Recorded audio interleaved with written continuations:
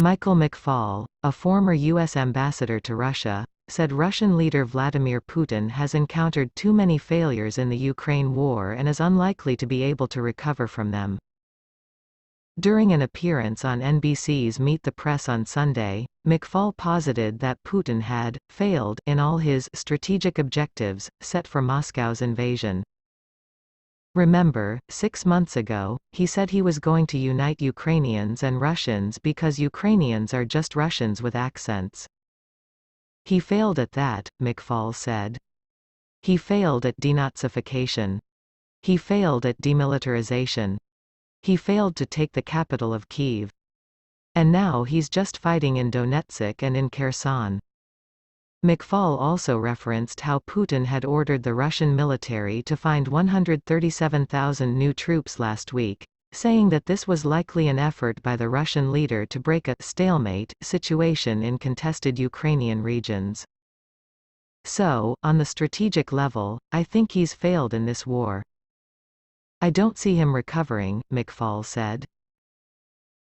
He said that Putin might now be shifting his focus to the Donbass region as a new objective in the conflict, but added that the Russian leader would need far more troops to get that done.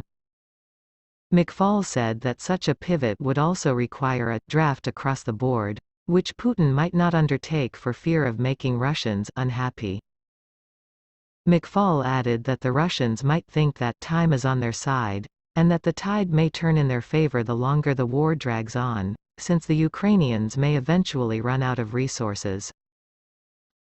McFaul is not the first military and foreign policy expert to weigh in on how Putin's war in Ukraine has stalled.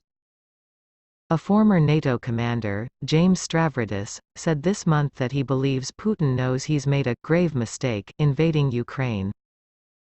Meanwhile, Putin has bragged that Russian weapons are years, and decades, ahead of their rivals' arms, even as his army has been forced to use outdated Soviet-era armor in Ukraine.